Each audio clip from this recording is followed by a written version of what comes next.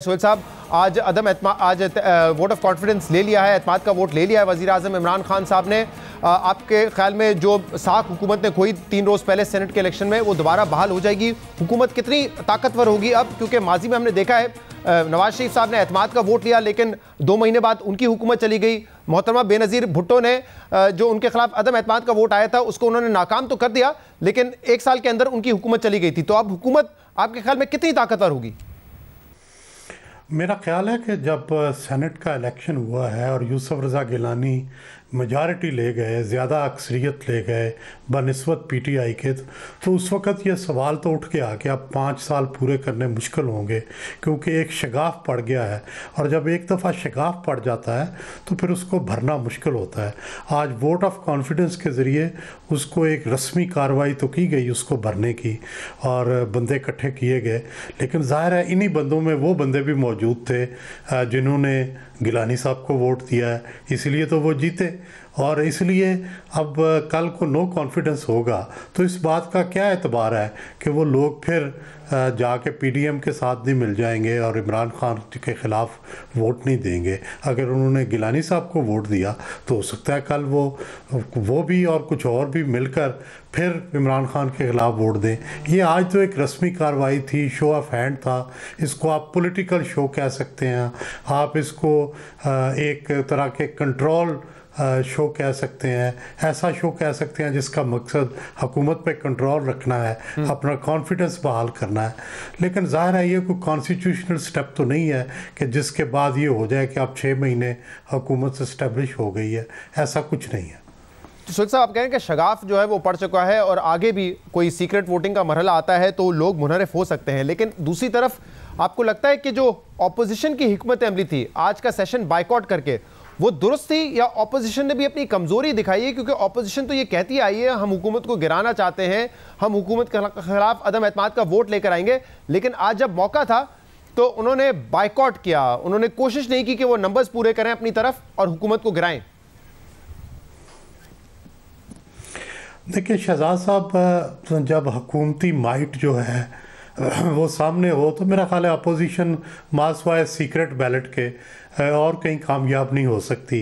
जिस तरह जब इस तरह ओपन बैलेट हो, vote of show off hands हो, उसमें अपोजिशन की नहीं चलती। उस वक़्त जो भी हुकूमत बरसर इक़्तिदार होगी उसकी चलेगी, और शायद उनकी ये मसलियत ठीक थी कि हम जाएंगे तो खामखा जाकर उन्हें शिकस्त होगी, और उनका कोई चांस नहीं था जीतने का। ये पहले दिन से तय था कि अगर शो ऑफ हैंड के ज़रिए prime minister vote of confidence लेंगे तो उसमें उन्हें कामयाबी ही मिलेगी। लेकिन फिर ऑपोजिशन का ये दावा कि यूसुफ रज़ा गिलानी साहब इसलिए जीते हैं क्योंकि उन अरकान ने मुस्तरद कर दिया पाकिस्तान तहरीक इंसाफ की हुकूमत को, वज़ीर आज़म को, उनकी पॉलिसीज़ को। क्या ये दावा ऑपोजिशन का दुरुस्त है? क्योंकि अगर ज़मीर की आवाज़ पर वोट दिया होता तो शायद आज भी वो साथ खड़े होते ऑपोजिशन के, और बेशक हुकूमत गिर जाती वो साथ खड़े रहते। शहजाद साहब, ये सही है आपकी बात, लेकिन अगर सच पूछा जाए तो ये सिर्फ इतने ही वोटों का हेर फेर नहीं है।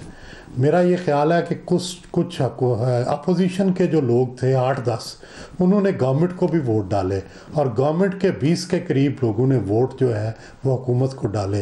तो ये चूँकि ट्रेसेबल वोट नहीं है, ना ये पता चल सकता है कि किसने किसको वोट डाला, लेकिन ये काफ़ी बड़ा एक तरह से इमरान खान साहब के ख़िलाफ़ जो नो कॉन्फिडेंस था उसमें काफ़ी लोग इन्वॉल्व थे। उसमें गवर्नमेंट के लोग भी थे, उसमें अपोजिशन के लोग थे।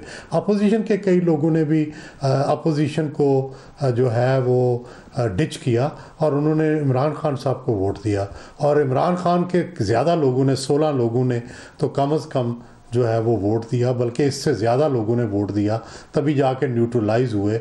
10 और भी आप शामिल कर लें तो इस 26 लोग जो थे वो तकरीबन उन्होंने जाके पीडीएम को वोट दिया, तभी जाकर ये वोटिंग स्ट्रेंथ बनती है। और ये अल्टीमेटली जब चीज़ें खुलेंगी और जो वक्त गुजरता जाएगा हमारे सामने चीज़ें आती जाएंगी, ख़ासकर जब अगला इलेक्शन होगा तो उस वक्त आप देखिएगा कि किस किस ने पीटीआई का टिकट नहीं लिया और किस किस ने नून लीग और पीपल्स पार्टी का टिकट लिया है। तो उससे आपको अंदाज़ा हो जाएगा कि ये क्या अहद व पैमान हुए थे और किस तरह से वोटिंग ट्रेंड जो था वो चेंज हुआ था। सोहेल साहब, आज तो हुकूमत ये कह रही है कि ट्रेसेबल वोट नहीं है, इसीलिए हमें नहीं पता वो 16 लोग कौन थे जिन्होंने हमारे खिलाफ जाकर वोट किया। लेकिन अगर ये पता भी चल जाए कि वो 16 लोग कौन थे, तो क्या आपको लगता है कि हुकूमत इस पोजीशन में है वो इन लोगों को निकाल सके और वही क्लेम कर सके हाई मॉरल ग्राउंड जो उन्होंने केपी में किया था कि हमने 20 लोगों को निकाल दिया पार्टी से जिनके ऊपर हमें शक था और सबूत उनके मिल गए? क्या अगर ये सबूत इनके खिलाफ मिल गए 16 लोगों के खिलाफ, क्या तहरीक इंसाफ इनको निकालना अफोर्ड कर सकती है? नहीं, अगर उन 16 को निकाल दें तो मेजॉरिटी लूज कर जाएंगे, फिर तो वो वज़ीर आज़म नहीं रहेंगे, फिर तो मिनॉरिटी गवर्नमेंट चले जाएंगे। आप देखें ना, 16 इसमें से निकाल दें, अगर आज के जो काउंट है उसमें से भी निकाल दें तो आप 172 तक नहीं पहुंचते। तो लाजमी बात है, ये तो अफोर्ड ही नहीं करते, वो तो सिर्फ दावे हैं, अमली तौर पे नहीं कर सकते।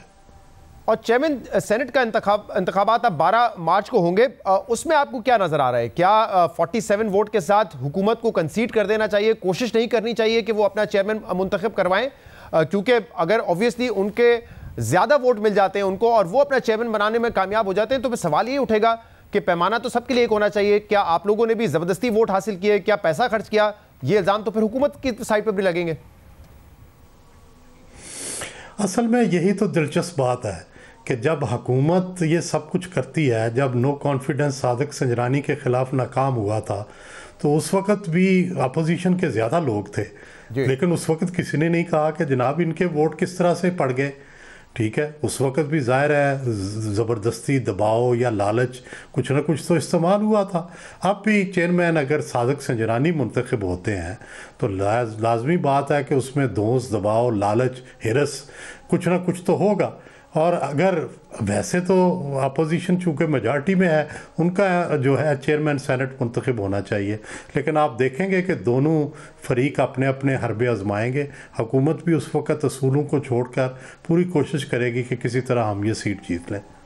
सर साहब, आगे पीडीएम का प्लान आपको क्या नजर आ रहा है? 26 मार्च को लॉन्ग मार्च का ऐलान किया है, क्या उसी पेस से वो आगे बढ़ेंगे या इस सेनेट इंतखाबात के बाद उनकी हिकमत अमली कुछ मुख्तलिफ हो सकती है पहले से? और क्या अभी भी वो हुकूमत को गिराने में ज़्यादा दिलचस्पी रखते हैं या वो इस बात पे ही फोकस करेंगे कि अगले इंतखाबात जो हैं वो न्यूट्रल हो, उसमें किसी किस्म की मदाखलत ना हो और ये जो गवर्नमेंट का टर्म है इसमें भी मदाखलत बंद हो जाए? मेरा ये ख्याल है कि वो सारी स्ट्रेटजीज़ यूज़ करेंगे। सबसे पहले तो वो ये कोशिश करेंगे कि हुकूमत गिरा दे, लॉन्ग मार्च के ज़रिए या नो कॉन्फिडेंस के ज़रिए। अगर नहीं गिरती तो कमज़ोर करना चाहेंगे और कमज़ोर करके इसको अगले इलेक्शन तक चाहेंगे कि ये बिल्कुल कुछ ना कर सकें, ना कोई इनिशिएटिव ले सकें, ना कोई डेवलपमेंट कर सकें, इनको एक मम्मी बना के वो रखना चाहेंगे। तो ये 3 उनकी स्ट्रेटजीज़ हो सकती हैं। अगर गिरते हैं तो गिर जाएं, नहीं गिरते तो कमज़ोर हों, जो कमज़ोर भी नहीं होते तो कम से कम इनएक्टिव उनको कर दें। सर साहब, एक और चीज़ में मैं आपसे बात करना चाह रहा था। अब हमारे आइन में 2 किस्म के इंतखाबात हो रहे हैं। अगर आप सीएम और पीएम का इलेक्शन होता है या वोट ऑफ कॉन्फिडेंस या अदम एतमाद का वोट आता है तो वो ओपन होता है। बाकी सारे इलेक्शन, चाहे वो सेनेट चेयरमैन का हो, नेशनल असेंबली स्पीकर का हो या सेनेटर्स को मुंतखब करने के लिए हो, वो सीक्रेट होता है। क्या इसमें मुमासलत नहीं होनी चाहिए कि एक जैसा कानून हो? क्योंकि नताइज बड़े मुख्तलिफ हो जाते हैं, जहां ओपन होता है वहां पर नताइज मुख्तलिफ हैं, जहां सीक्रेट है वहां पर मुख्तलिफ हैं। देखिए, जो रैशनेल है हर एक का वो कॉन्स्टिट्यूशन में दिया गया है, उसकी वजूहात दी गई हैं कि क्यों वोट ऑफ कॉन्फिडेंस जो है ओपन क्यों है और दूसरा सीक्रेट क्यों है। देखिए, जो दुनिया में बेस्ट चीज़ है दुनिया में इलेक्शन के लिए वो तो सीक्रेट बैलेट है। और वो सीक्रेट बैलेट क्यों है, आप देखेंगे हम जब जनरल इलेक्शन में वोट डालते हैं तो सीक्रेट बैलेट से डालते हैं। हालांकि पार्टियों को हम वोट दे रहे होते हैं या एमएनए को वोट दे रहे होते हैं तो उस वक्त कोई इतनी सीक्रेसी की ज़रूरत नहीं है, लेकिन दुनिया भर में इसको सीक्रेट बैलेट के ज़रिए ही आजमाया जाता है। ये ओपन बैलेट जो रखा गया है ये तो सिर्फ करप्ट प्रैक्टिसेस को रोकने के लिए या एक चंद ओहदों को सहारा देने के लिए। जैसे आज वज़ीर आज़म ने वोट ऑफ कॉन्फिडेंस लिया है तो ज़ाहिर है, फ़र्ज़ करें ये vote of confidence open ballot के ज़रिए ना होता और सीक्रेट बैलेट के ना ज़रिए होता तो his fate would have been hanging in balance. तो 3-4 दिन के लिए पाकिस्तान जो है वो एक अजीबोगरीब सूरत हाल में चला जाता है। ऐसे लगता है कि पाकिस्तान का कोई प्राइम मिनिस्टर ही नहीं है। तो और फिर उनको बड़ी मुश्किल पेश आती है सीक्रेट बैलेट से, वो उतनी ही मुश्किल पेश आती जितनी वोट ऑफ नो कॉन्फिडेंस में मुश्किल पेश आती है। तो मेरा ख्याल है वोट ऑफ नो कॉन्फिडेंस और वोट ऑफ कॉन्फिडेंस में यही फ़र्क रखा गया है।